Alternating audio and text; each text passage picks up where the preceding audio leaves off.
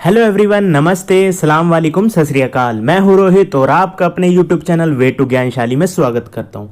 देखो जरा, UP PGT civics paper को लेकर आपके और हमारे मन में बहुत सारे सवाल, डाउट्स और कन्फ्यूज़न है। इस वीडियो में हम इन सभी को डील करेंगे और इस वीडियो में हम अपने और तुम्हारे डाउट जितने भी होंगे वो एक दूसरे से उसे साझा करेंगे। क्या आपके भी वही डाउट्स हैं, क्या आपके भी वही सवाल है, उन सबको हम साझा करेंगे। आगे बढ़ने से पहले जरा मैं ये आपको बता दूं, यह वीडियो मैंने 14 लोगों की राय के आधार पर, यानी कि जो मेरे जानने वाले रिलेटिव्स जिन्होंने एग्जाम दिया उसमें 14 लोगों की राय के आधार पर मैंने, जिसमें 2016 में 2 कैंडिडेट ऐसे थे जिन्होंने ये सिविक्स का एग्जाम निकाला था जब 2016 में वैकेंसी आई थी, और जो बाकी बचे 12 कैंडिडेट हैं वो इस बार अपीयर हुए हैं एग्जाम में। उन्हीं के आधार पर मैंने क्या निकाला, ये पूरा कंक्लूजन निकाल करके आपके सामने रखा है, या कहीं राय को आपके सामने रखा है, और हम चाहते हैं कि आप भी अपनी राय दें। और दूसरी चीज और ये जाने, जो 12 जो लोग हैं ना जो इस बार अपीयर हुए हैं मेरे रिलेटिव में, जानने वाले में, उसमें लगभग ज्यादातर जनरल और ओबीसी हैं। बस केवल 2 ही क्या है, एससी कम्युनिटी से हैं, बाकी सभी जनरल और ओबीसी से जुड़े हुए हैं। चलिए फिर हम शुरू करते हैं।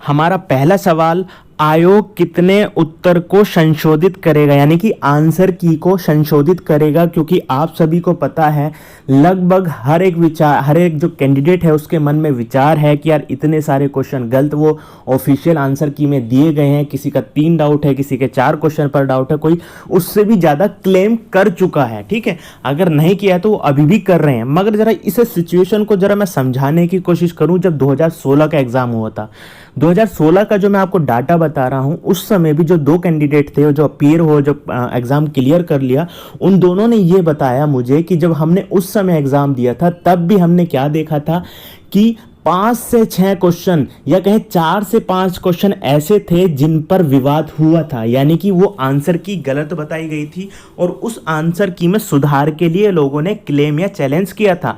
उसमें देखा क्या गया, जब अंतिम रिजल्ट आया तो उस रिजल्ट में हमें देखने के लिए क्या मिला, उस रिजल्ट में देखने के लिए हमें यह मिला कि 4 से 5 जो हमने चैलेंज किए थे या ऑब्जेक्शन उस पर उठाया था, उसमें से केवल 2 क्वेश्चन ही उस समय रिवाइज किए गए थे, संशोधित किए गए थे। और आज की स्थिति को हम जरा देखें, आज की स्थिति में कोई 3 क्वेश्चन ऑब्जेक्ट कर रहा है, कोई 4, कोई 5, कोई 6 भी ले रहा है। ठीक है, मगर अब देखें जो 3 क्वेश्चन होंगे, जो मैं बताऊंगा आपको और आपको भी वो जरूर लगता है, और मैं 3 का डाटा इसलिए दे रहा हूं कि ये 3 क्वेश्चन है ना, ज्यादातर जो न्यूज़पेपर हैं उसमें भी इन तीनों ही क्वेश्चन को दर्शाया या दिखाया गया। वो 3 क्वेश्चन कौन से हैं, एक तो लिपसेट वाले में क्या कहा गया कि जो वेल्थ ऑफ नेशन है वो इसी ने लिखी है, तो ये क्वेश्चन, इसमें ऑप्शन ये ठीक होना चाहिए, और उन्होंने गलत ऑप्शन को ठीक किया, तो ये क्वेश्चन आपका 100% होगा, 101% संशोधित होकर के आएगा। और इसके लिए हमें ज़्यादा एविडेंस भी देने की जरूरत नहीं है, सीधे बुक दिखा दीजिए, उसका स्क्रीनशॉट उन्हें दे दीजिए, उतना ही इनफ होगा। अब दूसरे क्वेश्चन की बात करें जो था जुडिशियल रिव्यू में। जुडिशियल रिव्यू देखो, हमने उसमें अपनी पहली वाली वीडियो बताई तब भी बताया था, जुडिशियल रिव्यू सुप्रीम कोर्ट और हाई कोर्ट दोनों का ही क्षेत्राधिकार होता है। अब इसको हम इसलिए भी बता रहे हैं कि ये 100% इसलिए भी सही आयोग को करना पड़ेगा क्योंकि 2016 में भी ये क्वेश्चन आ चुका है। जो मेरे जानने वालों ने बताया है कि 2016 में भी ये क्वेश्चन आया था, और जब 2016 में क्वेश्चन आया था तो उसमें भी आंसर की में साफ दिया गया था हाई कोर्ट और सुप्रीम कोर्ट। तो इस बार कैसे गलत हो गया, तो हो सकता है यहाँ आयोग से गलती हो गई हो और वो 100% इस सवाल को भी सही करेगा। अब तीसरे क्वेश्चन की बात करें, जो न्यूज़पेपर में भी अक्सर आपने न्यूज़ में भी देखा होगा, पढ़ा होगा, ये क्वेश्चन बहुत आगे था। उसमें था भारत का गवर्नर जनरल का पद कब बनाया गया था, तो आपको पता है 1833 में, और वहां पर गलत बताया गया, तो ये 1833 ही ठीक होगा। इसलिए आप ये जान ले, ये 3 क्वेश्चन तो 100% आपके ठीक होने वाले हैं। बाकी बचे 2-3 क्वेश्चनों की और बात करें, उसमें हम बात करते हैं, जैसे हमने कहा ना, कानून समस्त वासनाओं से रहित विवेक है। फिर हमने ब्रैकेट में देखा यह ईश्वर तथा विवेक की विशुद्ध वाणी है। देखो ये हमारा विवाद बहुत तगड़ा है इस क्वेश्चन के ऊपर कि बहुत से बच्चे कह रहे हैं कि ये पूरा ही आयोग ने क्वेश्चन ही गलत बनाया है और इसको आधार पर सभी को बराबर या इक्वल नंबर देने चाहिए क्योंकि ये विभाग की गलती है। ठीक है, इसमें उन्होंने जो लिखा है वो एरिस्टोटल को कहा है, मगर लोगों का मानना है एक्विनास को, क्योंकि दोनों में देखो इसमें कंफ्यूजन इसलिए है, ऊपर वाली लाइन अरिस्टोटल से मिलती है और नीचे वाली लाइन एक्विनास से मिलती है। इसके तो बहुत सारे प्रूफ आपने क्लेम भी कर चुके हैं। तो मेरी नज़र में ये ज़्यादातर एक विवादित क्वेश्चन होगा और उसमें मुझे लगता है कि ये संशोधित होकर के एक बार को ना आए। फिर भी हम चांस मान करके चल रहे हैं क्योंकि क्लेम किया है, क्योंकि वो देखो जानबूझ के भी ना इतने संशोधन नहीं करके आपको देगा, क्योंकि उसका भी इज्जत का सवाल है, आयोग की भी इज्जत का सवाल है। अगर इतने सारे क्वेश्चन क्लेम हो जाएंगे तो उनकी भी कहीं ना कहीं साख का सवाल हो जाता है, सवाल उन पर उठने लग जाते हैं कि आप बच्चों के जीवन के साथ खिलवाड़ तो नहीं कर रहे हैं, आप एग्जाम कंडक्ट कराने की आपको जिम्मेदारी दी गई और आप ऊपर से ही गलत उसकी आंसर की रिलीज कर रहे हैं, क्वेश्चन ही गलत बना रहे हैं। अब एक क्वेश्चन था फ्रैंक और समीर वाले में, फ्रैंक और समीर वाले में देखो विवाद ये है कि जो आंसर की में समीर आया है और सबका मानना है उसका आंसर फ्रैंक होना चाहिए और वो 100% फ्रैंक ही होना चाहिए। मगर क्या है इसका ना, इनकी जो बुक है ज़्यादातर ये सभी इससे जुड़े हुए हैं, चाहे अन्य कार्डोसो की बात करें, राउल पेवरिस की बात करें, सांतोस की बात करें, तो बहुत सारे इसमें थिंकर हैं जिन्होंने इस पर काम किया है। मैं जब फ्रैंक की बुक का नाम तलाशेंगे ना तो जो आपका क्वेश्चन पूछा गया वो सीधे ही इससे मैच होता है, ये आपको उन्हें राइट करके देना चाहिए। मगर यह है कि मुझे लगता नहीं है कि पूरा प्रॉपर तरीके से ये ठीक करके देते हैं या नहीं देते हैं, ये आने वाले समय में पता चलेगा। अब एक क्वेश्चन और है जो मार्क्स वाला है। देखो मार्क्स को जब हम पढ़ते हैं, कार्ल मार्क्स को जब हम पढ़ते हैं, उन्होंने साफ कहा है जो हमारी जो ये ब्यूरोक्रेसी है, ब्यूरोक्रेसी यानी नौकरशाही है, ये भी क्या है शोषण करती है उन मजदूरों का, उन किसानों का, उनकी पूंजी हड़पती है, उनको जीवन अच्छे से जीने नहीं देती, वो पूंजीपतियों की एक गुलाम होती है। इस तरीके से उन्होंने कहा, यानी कि वहाँ पर नौकरशाही की भी उन्होंने आलोचना की। हम इतना एक्सपीरियंस भी होता है, हर किसी को बुकों में पढ़ा है कि वहाँ पर मार्क्स इसकी कहीं ना कहीं समर्थन करते हुए दिखाई नहीं पड़ते हैं। अब दूसरी चीज़ ये है, जब ये मार्क्स का ये आ गया तो दूसरी चीज़ यहाँ पर निकल करके आती कि आखिर ये प्रशंसा कैसे कर रहा है। तो ये जो विवाद है ना, देखो क्वेश्चन ही गलत पुटअप कर दिया गया है यहाँ पर कि हो सकता है वो प्रशंसा शब्द गलती से दिया गया हो। अगर वो दिया गया है तो फिर आपको रखना होगा कि जो आप आंसर मान करके चल रहे हैं राज्य को केंद्रीकरण की प्रवृत्ति को बढ़ाता है, तो मार्क्स तो इसके अगेंस्ट हो सकते थे, इसे प्रशंसा क्यों कहेंगे हम। तो अगर आप प्रशंसा भी करना चाह रहे हैं तो उसमें तार्किकता को आप शामिल कर सकते हैं, तो या गोपनीयता को शामिल कर सकते हैं। इन दोनों में से किसी ऑप्शन को शामिल करें, वो तो आलोचना होगी। तो आप इस क्वेश्चन पर भी देख सकते हैं कि चैलेंज हुआ है और होगा, मगर आपको 100% इस पर भी देखने के लिए मिलेगा कि संशोधन शायद मुश्किल ही देखने के लिए यहाँ पर आपको मिले। तो ये हमारा तो दूसरा सवाल। अब जरा तीसरे सवाल की ओर चलते हैं। वो तीसरा सवाल जरा बहुत इंपॉर्टेंट है जो आपको जानना चाहिए, क्या पेपर आसान था। ये तीसरा सवाल है, इसमें जरा जान ले क्या पेपर आसान था। देखो हम जब इस पेपर को एनालिसिस करते हैं ना, इसका विश्लेषण करते हैं, तो सामने निकल के आता है, अगर जिसने ग्रेजुएशन वाले एक बच्चे को भी एक पेपर दे जाए ना, तो ग्रेजुएशन वाला बच्चा भी 60 से 65 सवाल जरूर ठीक कर देगा, क्योंकि पेपर इजी था। ठीक है, अभी बात करेंगे हार्ड कितना था। और जब हम बात करें जो MA लेवल का स्टूडेंट इसमें गया है, कैंडिडेट गया है, उसके लिए मैं मानकर चल रहा हूँ 80 से 85 क्वेश्चन वो सीधे ही, अगर वो पढ़ के गया है तो ठीक कर ही देगा। उसके पीछे का रीज़न ये है कि 80 से 85 ठीक तो कर रहा है, तो इस हिसाब से तो बहुत हाई कट ऑफ जानी चाहिए। देखो ठीक तो कर रहा है, मगर इसमें एक दूसरा विवाद ये होता है, वो दूसरा विवाद यही चल रहा है कि हो सकता है कि हर कोई, ऐसा तो है नहीं कि उसे 80 से 85 क्वेश्चन आते हैं तो वो सारे सही करके आए। हमारी ना किस्मत और हमारा माइंडसेट, हमारा प्रेशर एग्जाम में अलग होता है। हम सही क्वेश्चन को भी गलत कर करके आ जाते हैं, इसलिए हमने कहा कि 80 से 85 वो इजी क्वेश्चन थे, वो अटैम्प्ट कर सकता है, मगर 3-4 क्वेश्चन जिसको आते भी होंगे वो हर बार गलत हो ही जाते हैं। चाहे उसे प्रेशर कह रहे हैं या दिमाग उस समय काम नहीं कर रहा होगा, गर्मी इतनी थी, तो बहुत सारे उसके रीज़न निकल करके आते हैं। अब मैंने 10 से 15 क्वेश्चन को वेरी हार्ड में रखा है, यानी कि बहुत कठिन में रखा है। इस कठिन में रखने का रीजन कौन से सवाल होंगे, ये ज़्यादातर ना जो कठिन वाले सवाल होते हैं, स्टेटमेंट वाले सवाल होते हैं। जो स्टेटमेंट में क्वेश्चन पूछे होते हैं ना, हमें पता तो होता है, मैं जो सामने एक जैसे 2-3 हम राइटर्स को रख देना तो हमारे सामने चुनौती खड़ी हो जाती है। ठीक है, तो ये सब क्या हुआ, हमने 10 से 15 क्वेश्चन रखे हैं जो वेरी हार्ड थे, और ये आपकी कट ऑफ में भी मायने रखते हैं कि ये कट ऑफ हाई जाती है, कम जाती है। और दूसरा सवाल देखो, किस्मत किस्मत की मैंने बात की ना, तो एक क्वेश्चन का एग्जांपल आपको देता हूँ। 1950 के शांति का जो प्रस्ताव था, एकता प्रस्ताव था, उसमें कहा था कि किसकी पावर को बढ़ाया गया, या दूसरे शब्दों में कहे कि किसकी पावर को घटाया गया। जब पावर बढ़ाने की बात आती है ना, जो पूरे वर्ल्ड की, ये जो विश्व की जो संसद कही जाती है, महासभा, उसकी पावर को यहाँ बढ़ा दिया गया था। और किसकी पावर को घटा दिया गया था, आप सभी को पता है, सिक्योरिटी काउंसिलिंग।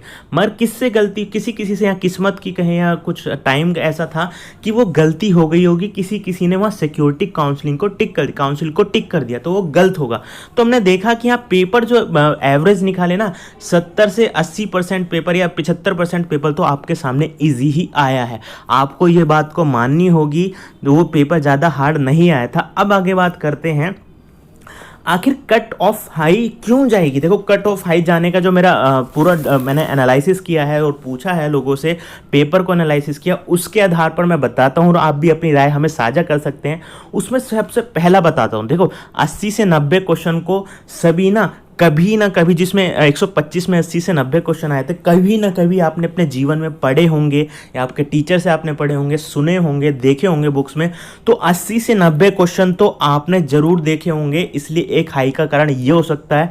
बाकी तो अदर पे आप तुक्का भी लगा ही सकते हैं, या कहीं उन्हें भी कभी पढ़ा हो तो उस पर भी तुक्का आप लगा ही सकते हैं। ठीक है, आगे चलें। जब कोरोना सिचुएशन थी, आपको पता है कि पेंडेमिक सिचुएशन चल रही है, अभी भी चल रही है, तो उस समय क्या हुआ, पेपर पहले होना था, मगर यहाँ पर बच्चों को, कैंडिडेट्स को इतना सारा टाइम मिल गया, और इतने सारे में टाइम में जरा दिमाग लगाए, जरा सोचे, एक साथ यहाँ पर 3-3 पेपर आ रहे थे, और जो फोकस या कैंडिडेट जो पेपरों की तैयारी कर रहा था ना, एमए बेस पर ही तीनों पेपर थे। नेट की तैयारी, उस समय नेट का भी नहीं हुआ, अब नेट का हुआ तो उसकी भी तैयारी वो दब के कर रहा था, पीजीटी की तैयारी कर रहा था, जीआईसी की तैयारी कर रहा था। तो इसका कारण भी रहेगा कि आपकी कट ऑफ हाई जाएगी। याद रखना, इसका कारण, एक बहुत बड़ा कारण ये होगा, जब 3 एक साथ एग्जाम आए ना, तो बंदा ये मान करके चलता है तीनों में से मेरा एक किसी में तो हो ही जाना है, और उसका पीजीटी पहला आधार था, और पहला ही आधार में आपको थोड़ा सा सरल या ज़्यादा ही कम में सरल को पेपर देखने के लिए मिला, और आप नेट से इसे कंपेयर करेंगे तो ये पेपर उसके सामने कहीं भी नहीं टिकता। याद रखना, कहीं भी नहीं टिकता है।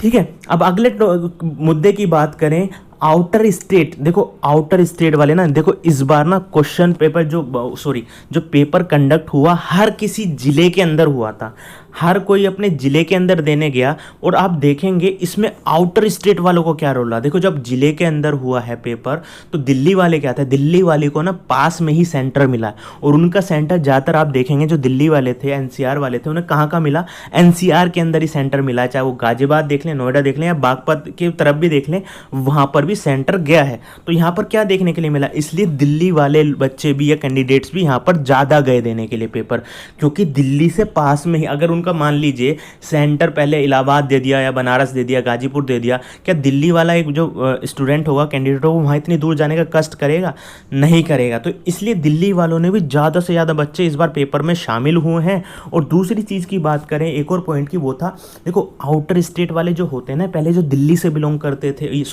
यूपी से बिलोंग करते थे, अब दिल्ली में रहते हैं, उनके पास क्या है, जो उनका सा ना बैकग्राउंड तलाशें। आपको पता चलेगा जो उनके कास्ट के सर्टिफिकेट है ना, या डोमिसाइल जहाँ का लगता है, जो रहने का निवासी, अभी भी ना उनके जो प्रूफ हैं या कास्ट सर्टिफिकेट है आपको मिलेगा, वो दिल्ली का भी यूज़ कर रहे हैं, और साथ ही साथ कहाँ का यूज़ कर रहे हैं, यूपी का भी।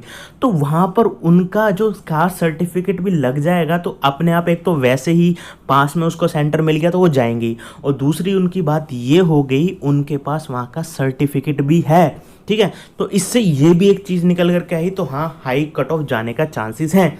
अब अगला अनुमान जो है, वो अगला अनुमान ये है कि मैंने एक न्यूज़पेपर में पढ़ा था, लगभग जो पोल साइंस के स्टूडेंट है, सिविक्स के स्टूडेंट है, 30 से 35 हज़ार स्टूडेंट ऐसे हैं जो सीधे ही पोल साइंस के हैं। ठीक है, अब मुझे तो ऐसा ही लगता है, जब इतने सारे स्टूडेंट थे तो कम से कम ऐसा ही होगा कि बहुत कम स्टूडेंट, जिन्हों की बहुत मजबूरी रही होगी, उन्होंने ही अपना पेपर जो है ड्रॉप किया होगा या देने नहीं गए होंगे। तो यहाँ पर एक सोल्यूशन ये भी निकला कि इस वजह से भी आपकी कट ऑफ हाई जाएगी ही जाएगी। ठीक है, अब अगला क्वेश्चन हमारे सामने है, क्या जिले में पेपर होने का नुकसान हुआ। देखो, जिले में पेपर होने का नुकसान का ना एक एनालिसिस आपको बताता हूँ, या एक कंक्लूजन आपको बताता हूँ।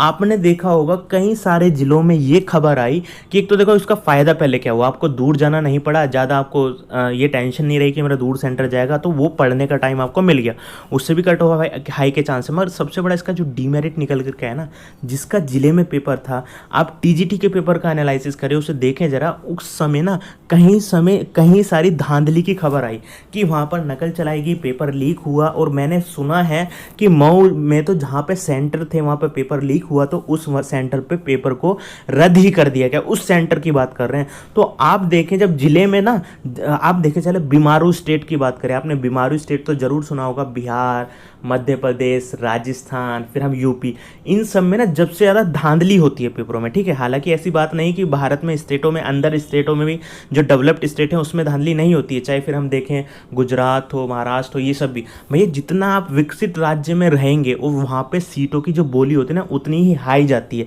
तो ये चांस हुआ कि जिले के अंदर कहीं ना कहीं ज़्यादा सेटिंग या कहीं धांधली होने की खबर ज़्यादा हो सकती है। ये एक अनुमान है, मैं पूरी तरीके से श्योर नहीं कह सकता हूँ, क्योंकि जिले के अंदर पड़ रहा है, आपके घर के अंदर पड़ रहा है, होम जिले के अंदर पड़ रहा है, तो आपकी जान पहचान वहाँ पर ज़्यादा हो सकती है। इस वजह से भी कहीं ना कहीं नुकसान देखने के लिए मिल सकता है। अब क्योंकि इसका मैंने इसका जो एक्सपीरियंस बताया आपको, टीजीटी बताया, टीजीटी से इसका हमने एक्सपीरियंस लिया। अब जो हमारा लास्ट क्वेश्चन होगा, क्या इंटरव्यू में चांस है, क्या इंटरव्यू को आप क्रैक कर सकते हैं, जरा अब ध्यान से देखें तो कट ऑफ तो मेरे अकॉर्डिंग तो हाई जाएगी ही जाएगी। जैसे जनरल की बात करें, जनरल की मैं मानकर चल रहा हूँ 98 से 103 या कहें 99 से 103 तक या उससे ऊपर तक भी कट ऑफ जनरल की जाने के चांसेस है, क्योंकि इजी पेपर था। और ये खुद हम ही बता रहे हैं, बच्चे बता रहे हैं, क्योंकि नॉर्मली जो थोड़ा भी पढ़ के गया ना उसके 80 से 90 क्वेश्चन तो आराम से ठीक हो गए हैं, ठीक है। अब इंटरव्यू की बात करें तो इंटरव्यू में ना आपका देखो कट ऑफ हाई जानी ही जानी है। अगर बाई चांस आपका इस कट ऑफ में आ भी जाता है एग्ज़ाम वाली में, तो आपको क्या करना है, इंटरव्यू की तैयारी दब के करनी होगी। अगर आपको वाकई में ही एग्ज़ाम को निकालना है तो इंटरव्यू में आपको ज़्यादा से ज़्यादा नंबर लाने होंगे, क्योंकि इस बार इंटरव्यू में भी बहुत कंपटीशन हाई देखने के लिए आपको मिलेगा, ठीक है। तो यही आज की वीडियो थी। अगर आपकी और कुछ राय हो या आपको लगता हो कि नहीं सर ऐसा नहीं ऐसा होना चाहिए, तो आप वो राय भी हमसे शेयर कर सकते हैं आप। और इस वीडियो को लाइक करें। जल्दी हम जीआईसी और नेट के लिए भी अपने जो टॉपिक्स होंगे, चाहे वो आईआर से जुड़े हों, चाहे पब्लिक एडमिनिस्ट्रेशन से जुड़े हों, थ्योरी से हों, थॉट से हों, उसके रिलेटेड भी आने वाले समय में हम वीडियो डालते रहेंगे। इसलिए आप इस वीडियो को तो लाइक करें ही करें, साथ ही साथ चैनल को सब्सक्राइब भी करें, जिसके साथ आपको कंटेंट मिलता ही रहे, ठीक है। जो मेरे समझाने का तरीका है, मैं कोशिश करता हूँ जो भी टॉपिक हो उसे ना ऐसे समझाया जाए कि वो आपके जीवन से जुड़ा हो। चाहे तो आप हमारी पिछली वीडियो देख सकते हैं तो आपको पता चलेगा, इसलिए न्यूट्रल तरीके से भी बताने की कोशिश मैं करता हूं। इसलिए आप रिक्वेस्ट यही होगी कि चैनल को सब्सक्राइब करें और वीडियो को लाइक करें। जय हिंद।